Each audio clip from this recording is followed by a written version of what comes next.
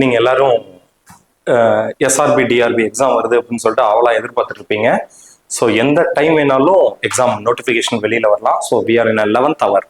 Shakespeare சொன்ன மாதிரி 11th hourல இருக்கும். ஸோ எந்த நேரம் வேணாலும் நம்மளுக்கு எக்ஸாம் நோட்டிஃபிகேஷன் வரும். ஸோ நோட்டிஃபிகேஷன் வர்றதுக்கு முன்னால அதோட சிலபஸ் நிறைய பேர் படிக்க ஆரம்பிச்சிருப்பீங்க. அப்படி இல்லைன்னா படிக்க ஆரம்பிக்கிறதுக்கு முன்னால எப்படி வந்து ஹவு டு ஸ்டார்ட் அப்படின்னா சிலபஸை எப்படி படிக்கிறது, சிலபஸ் எப்படி டீகோட் பண்றது அப்படின்னு சொல்லிட்டு நம்ம ஒரு இந்த வீடியோல பார்த்துருவோம். ஸோ இன்னைக்கு என்ன பார்க்க போறோம் அப்படின்னு சொல்லி பார்த்தீங்கன்னா இந்தியா அப்படின்றது வந்து என்னன்னா ancient India and medieval India ரெண்டையுமே இந்த வீடியோல பார்த்துருவோம். ஸோ ஃபர்ஸ்ட் வந்து என்னன்னா இந்தியாவுடைய வரலாறு மற்றும் கலாச்சாரம். இந்தியாவுடைய வரலாறு மற்றும் கலாச்சாரத்துல ஃபர்ஸ்ட் டாபிக் என்ன அப்படின்னா வரலாற்றுக்கு முந்தைய நிகழ்வுகள்.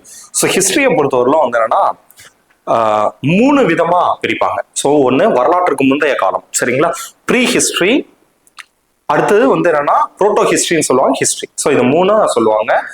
எழுத்து தோன்றிய காலத்திற்கு முன்னால இருக்கிறதுக்கு வந்து என்னன்னா ப்ரீ ஹிஸ்டரி, வரலாற்றுக்கு முந்தைய காலம். அடுத்து அந்த இடைப்பட்ட காலத்துல என்னன்னா நம்மளுக்கு ஒரு எழுத்து தோன்றி இருக்கு, ஆனா அந்த எழுத்தை நம்மளால புரிஞ்சுக்க முடியல, அது வந்து என்னன்னா புரோட்டோ ஹிஸ்டரி. அடுத்து நம்மளுக்கு ஹிஸ்டரி, எழுத்து தோன்றிய காலகட்டத்துல இருந்து இருக்கிறது நம்மளுக்கு ஹிஸ்டரி. அப்போ வந்து என்னன்னா வரலாற்றுக்கு முந்தைய காலம்ன்றது வந்து என்னன்னா பழைய கற்காலம், இடைக்கற்காலம், அடுத்து வந்து என்னன்னா புதிய கற்காலம் அப்படின்றதெல்லாம் வருது. ஸோ இதுல வந்து நம்ம எப்படி பார்க்க போறோம் அப்படின்னு சொல்லி பார்த்தீங்கன்னா இந்த ஒவ்வொரு கற்காலமும் இந்திய பகுதிகளில் எங்க பொருந்தி போயிருக்கு, ஒவ்வொரு காலகட்டத்திலையும் மனிதர்களுடைய வாழ்க்கை இந்த நாகரிகத்துல எப்படி மேம்பட ஆரம்பிக்குது, பழைய கற்காலத்திற்கும் இடைப்பட்ட கற்காலத்திற்கும் புதிய கற்காலத்திற்கு இடையில எல்லாம் வந்து என்னன்னா அவங்களுடைய வாழ்வியல் முறையெல்லாம் எப்படி இருக்கு, வேட்டையாடுறதுல இருந்து விவசாயம் செய்யற ஊர்ல வந்து என்னன்னா எப்படி எப்படி இருக்கு, அதுவும் எந்தெந்த ஊர்ல இருக்கு, எந்தெந்த ஊர்ல நம்மளுக்கு என்னென்ன அகழாய்வு பொருட்கள் கிடைச்சிருக்கு, அதை கண்டுபிடிச்சவங்க யாரு, இதெல்லாம் நம்மளுக்கு எதுல வந்துடும் அப்படின்னு சொல்லி பாத்தீங்கன்னா வரலாற்றுக்கு முந்தைய நிகழ்வுகள்ல வந்துடும். அடுத்து நம்மளுக்கு வந்து என்னன்னா இண்டஸ் வேலி சிவிலைசேஷன், சரிங்களா. ஸோ இண்டஸ் வேலி சிவிலைசேஷன்ல வந்து ரொம்ப முக்கியமான டாபிக் இது, சரிங்களா. இண்டஸ் வேலி சிவிலைசேஷன் இல்லாம உங்களுக்கு ஒரு கொஸ்டினே இருக்காது, சரிங்களா. ஸோ இண்டஸ் வேலி சிவிலைசேஷன்லயும் வந்து என்ன அப்படின்னு சொல்லி பார்த்தீங்கன்னா மொத்தம் எவ்வளோ இருக்கும்னு சொல்லி பார்த்தீங்கன்னா 6th ஒரு லெசன் இருக்கும், 9th இருக்கும், அடுத்து 11th இருக்கு.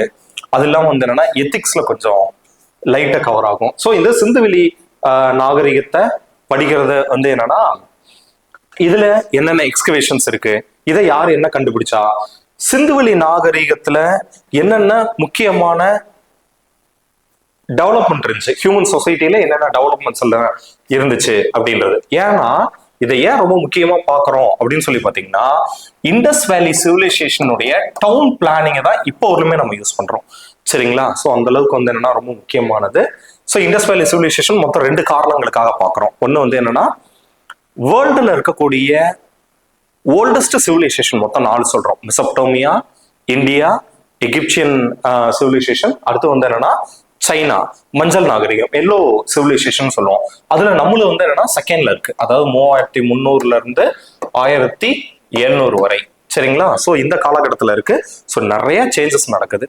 ஸோ இது நம்மளுக்கு வந்து என்னன்னா பழமையான நாகரிகம் அப்படின்றதுனாலையும் அதே சமயம் வந்து என்னன்னா வேதிக் கல்ச்சருக்கு முன்னாலேயே இது வந்து என்னன்னா ஒரு வெல் எஸ்டாப்ளிஷ்டு சிவிலைசேஷனா இருந்ததுனாலையும் என்னன்னா இது வந்து இன்னைக்கு நம்மளுக்கு ரொம்ப முக்கியமான டாபிக், இது பார்த்துருவோம்.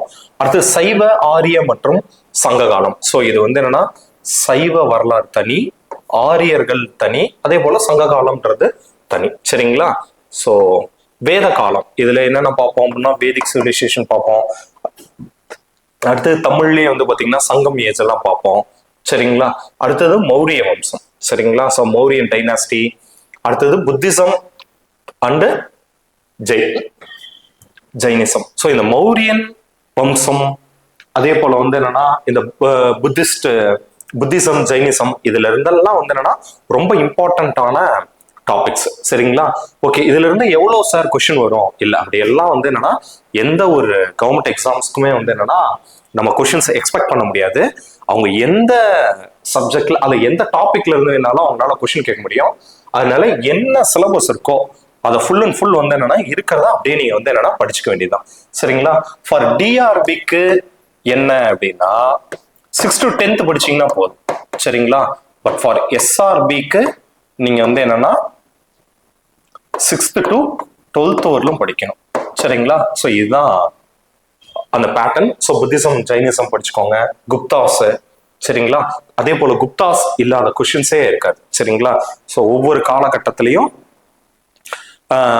சரி, இந்த ஒவ்வொரு டைனாஸ்டி அப்படின்னு சொல்றோம், சரிங்களா. டைனாஸ்டி அப்படின்னா என்னன்னா வம்சங்கள் அப்படின்னு சொல்றோம். அந்த வம்சத்தை நீங்க எப்படி படிக்கணும் அப்படின்னு சொல்லி பாத்தீங்கன்னா, ஃபர்ஸ்ட் ஒவ்வொரு மன்னர்கள் யாரு, அந்த ஒரு மௌரியன் டைனாஸ்டி இருக்கு அல்லது குப்தா டைனாஸ்டி இருக்கு அப்படின்னு சொல்லி பாத்தீங்கன்னா, இப்போ குப்தா டைனாஸ்டி அப்படின்னா நீங்க படிச்சுக்கணும் ஸ்ரீகுப்தா, கடோத்கஜா, சந்திரகுப்தா 1, அடுத்தது சமுத்திரகுப்தா, சந்திரகுப்தா 2, அடுத்தது குமரகுப்தா, ஸ்கந்தகுப்தா. இப்படி வந்து என்னன்னா அந்த லைன் நீங்க படிச்சுக்கணும். So who was a founder of the dynasty and who was a last greatest king, அந்த வம்சத்தினுடைய கடைசி பேரரசர் யாரு அப்படின்னு பார்த்துக்கணும். இதுல 2 இருக்கு, கடைசி பேரரசர் யாருன்னு ஒண்ணு இருக்கு, கடைசி அரசர் யாருன்னு இருக்கு. அதெல்லாம் கொஞ்சம் நீங்க பாத்துக்கணும்.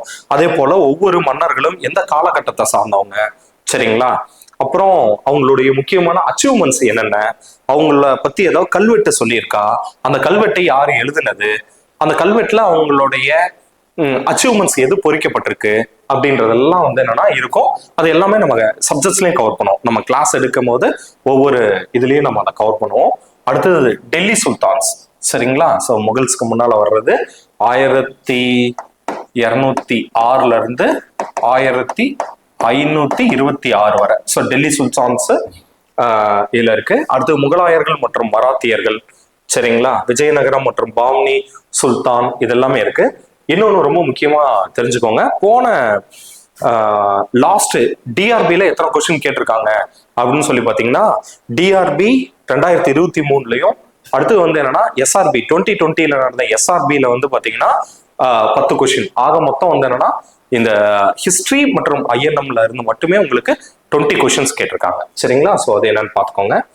அடுத்தது தமிழ்நாட்டினுடைய வரலாறு. தமிழ்நாட்டினுடைய வரலாறு, தமிழ்நாடு கலாச்சாரம் மற்றும் பண்பாடு, சரிங்களா. இதுல என்ன அப்படின்னு சொல்லி பாத்தீங்கன்னா, தமிழ்நாட்டில் பகுத்தறிவு இயக்கம் மற்றும் திராவிட இயக்கத்தினுடைய வளர்ச்சி, சரிங்களா. ஸோ தமிழ்நாட்டில் வந்து என்னன்னா தந்தை பெரியாருடைய பகுத்தறிவு இயக்கத்துல இருந்து நம்ம ஆதரிக்கிறோம், சரிங்களா. இது எங்க இருந்து ஆரம்பிக்கும் அப்படின்னு சொல்லி பாத்தீங்கன்னா, நீதி கட்சியில இருந்தே நம்மளுக்கு ஆரம்பிச்சிடும், சரிங்களா. நீதி கட்சி, நீதி கட்சி அப்படின்னா நீதி கட்சிக்கு முன்னால இருந்தே நிறைய என்னென்ன இலக்கியங்கள் தமிழர்கள்ட்ட தமிழர்களுடைய பெருமையை பேசு. ஏன்னா அதை வச்சுதான் நம்ம வந்து என்னன்னா இந்த தமிழ் இலக்கியங்கள் புதுப்பிக்கப்பட்டதுல இருந்துதான் நம்ம வந்து என்னன்னா தமிழர்களுடைய வாழ்வியலை தெரிஞ்சுக்கிட்டோம். அந்த வாழ்வியலை வச்சுதான் நம்ம வந்து என்னன்னா ஆரியர்கள் அல்லது வேதகால பண்பாட்டுக்கு நம்ம சேலஞ்ச் பண்ணோம், சரிங்களா. ஸோ இந்த நீதி கட்சியில இருந்தே தமிழ்நாட்டோட பகுத்தறிவு இயக்கம் ஸ்டார்ட் ஆயிடுது. அடுத்து வந்து என்னன்னா திராவிட இயக்கத்தினுடைய வளர்ச்சி, தமிழ்நாட்டில் சமூக மாற்றம், சரிங்களா. ஸோ நிறைய பேர் இதுக்காக கான்ட்ரிபியூஷன் கொடுத்துருக்காங்க, சரிங்களா. அயோத்திதாச பண்டிதர், பாதிரியார் ஜான் ரத்னம், அதுக்கப்புறமேட்டு ரெட்டைமலை சீனிவாசன், MC ராஜா, இந்த சைடு பார்த்தீங்கன்னா நடேசனார், அதுக்கப்புறமேட்டு தந்தை பெரியார், ஜஸ்டிஸ் கட்சி தலைவர்கள், அறிஞர் அண்ணா, இவங்கெல்லாம் ரொம்ப முக்கியமான பங்களிப்பு செலுத்தியிருக்காங்க. ஸோ இதெல்லாம் நம்ம வந்து என்னன்னா இதை பார்த்துருவோம், சரிங்களா. தமிழகத்தில் சமூக மாற்றங்கள், என்னென்ன சமூக மாற்றங்கள்லாம் நிகழ்ந்தது அப்படின்னு சொல்லிட்டு. அடுத்து இந்தியாவுடைய சமூக சீர்திருத்த இயக்கங்கள், சரிங்களா. இந்தியாவுடைய சமூக சீர்திருத்த இயக்கங்கள்ல என்னென்னலாம் ரொம்ப ஆக்சுவலா இது வந்து என்னன்னா என்ன சொல்றது, இப்ப டிஎன்பிஎஸ் எல்லாம் பாத்தீங்க அப்படின்னா ஐஎன்எம்க்கு உங்களுக்கு வந்து என்னன்னா நிறைய இயக்கங்கள் இருக்கும் அதுல, சரிங்களா. பிரம்ம சமாஜ்ல ஆரம்பிச்சு, பிரம்ம சமாஜ்லயே நிறைய இருக்கு, சரிங்களா. ஸோ பிரம்ம சமாஜோட நீங்க வந்து என்னன்னா ராஜாராம் மோகன் ராய் படிச்சிடணும். பிரம்ம சமாஜ் இருக்கு, பிரம்ம சமாஜ் ஆஃப் இந்தியா இருக்கு, சாதாரண பிரம்ம சமாஜ் இருக்கு, பிரார்த்தனை சமாஜ் இருக்கு, சரிங்களா. ஸோ இந்த மாதிரிலாம் நிறைய இருக்கு. ஸோ அடுத்து வந்து பாத்தீங்கன்னா இதுல கொடுத்துட்டாங்க நம்மளுக்கு பிரம்ம சமாஜம், அடுத்தது ஆரிய சமாஜம், தியாசபிக்கல் சொசைட்டி, அடுத்தது ராமகிருஷ்ணா மிஷன்ஸ், சரிங்களா. ராமகிருஷ்ண மிஷன்ஸ்ல யார் வந்துருவாங்க அப்படின்னு சொல்லி பாத்தீங்கன்னா, ராமகிருஷ்ண பரமஹம்சர்ல இருந்து அவருடைய சீடரான விவேகானந்தர் மற்றும் ராமகிருஷ்ண மடம், இதை பத்தி எல்லாம் நம்ம இதுல பார்க்க ஆரம்பிச்சிருவோம். அடுத்தது சமரச சுத்த சன்மார்க்க சங்கம், சரிங்களா. வள்ளலாருடைய இயக்கங்கள், இது இல்லாம வந்து என்னன்னா தனித்தமிழ் இயக்கத்தினுடைய தாக்கமும் நிறைய கொஸ்டின் இதுல ரிஃப்ளெக்ட் ஆக ஆரம்பிக்குது. ஸோ இதெல்லாம் பார்த்துக்கலாம். அடுத்து வந்து என்னன்னா இஸ்லாமியர்களுடைய இயக்கங்கள். இஸ்லாமிய இயக்கங்கள்ல மொத்தம் ரெண்டு இயக்கம் தான். சர் சையத் அகமது கான் தொடங்கிய அலிகார் இயக்கம் ஒண்ணு, இன்னொன்னு வந்து என்னன்னா தியோபந்த் இயக்கம் அப்படின்னு சொல்லிட்டு ஒரு இயக்கம். சரிங்களா? ஸோ இதுல இருந்து தான் வந்து என்னன்னா கொஸ்டின்ஸ் வரும். ஸோ நம்ம முன்னாலேயே பார்த்த மாதிரி வந்து என்னன்னா நம்ம இதுல பேக் டு ஸ்டடி கூட நம்ம கொடுத்துறோம். சரிங்களா? ஸோ இந்த வீடியோஸ்க்கு அடுத்தது இது வந்து என்னன்னா இன்னும் கண்டினியூ ஆகும். ஸோ அடுத்தடுத்த வீடியோஸ்ல வந்து என்னன்னா நம்ம பேக் டு ஸ்டடியும் கொடுத்துடலாம். அதே போல வந்து பாத்தீங்கன்னா எப்படி படிக்கணும் அப்படின்னு நம்ம உங்களுக்கு முன்னாலே சொன்ன மாதிரி தான். ஒரு டைனாஸ்டி அப்படின்னு வந்துருச்சுன்னா அது யார் தொடங்கினா, அதுல முக்கியமான மன்னர்கள் யாரு, அவங்களுடைய சாதனைகள் என்ன, அவங்களுடைய கல்வெட்டு என்ன, நாணயங்கள் எதாவது வெளியிட்டு இருக்காங்களா அப்படின்றதெல்லாம் ரொம்ப முக்கியம். சரிங்களா? இதே டெல்லி சுல்தானியர்கள் அப்படின்னு நீங்க வந்துட்டீங்க அப்படின்னா அங்க என்னென்ன ரொம்ப முக்கியம்னா அந்த மன்னர்களோட சேர்த்து கூட அவங்க என்ன கட்டிடங்கள் கட்டினாங்க. சரிங்களா? அவங்க எந்த நகரத்தை தீர்மானிச்சாங்க. சரிங்களா? இப்போ முகலாயர்கள்லயும் டெல்லி சுல்தானியர்கள்லயும் ரொம்ப முக்கியமான விஷயம் வந்து அவங்க என்ன நாணயங்களை வெளியிட்டாங்க, அதே சமயம் அவர் எந்த அறிஞர்களை ஆதரிச்சாங்க, அதே போல அவங்க கட்டிய மசூதிகள் என்ன, அந்த மசூதிக்கு பேர் என்ன. சரிங்களா? அலை தார்வாசான்னா என்ன சொல்றாங்க, அடுத்து வந்து என்னன்னா ஒவ்வொரு மசூதியும் வந்து என்னன்னா எப்படி சொல்றாங்க அப்படின்றதெல்லாம் வந்து பார்த்துக்கோங்க. சரிங்களா? அது என்ன ஸ்டைல்ல இருக்கு அப்படின்றதெல்லாம் பார்த்துக்கலாம். சரிங்களா? ஸோ அடுத்து முகலாயர்கள் அப்படின்னா அவங்களுடைய அட்மினிஸ்ட்ரேஷன் என்னென்ன. சரிங்களா? ஸோ இது எல்லாத்தையும் வச்சுதான் வந்து என்னன்னா கொஸ்டின்ஸ் கேட்பாங்க. ஸோ அடுத்தடுத்த வீடியோல வந்து என்னன்னா நமக்கு இது உங்களுக்கு இதுல பேக் டு ஸ்டடி ப்ரொவைட் பண்ணிடலாம். அதே போல வந்து என்னன்னா உங்களுக்கு ப்ரீவியஸ் இயர் கொஸ்டின்ஸ்ல எப்படி அப்படின்றத நான் உங்களுக்கு ஒவ்வொரு கொஸ்டின்ஸ் வந்து ப்ரீவியஸ் இயர் கொஸ்டின்ஸ்லாம் நாங்கள் எக்ஸ்பிளைன் பண்ணுவோம். ஸோ அதை வச்சு உங்களுக்கு வந்து என்னன்னா you can get a clear idea about the syllabus of TRB and SRB. Thank you.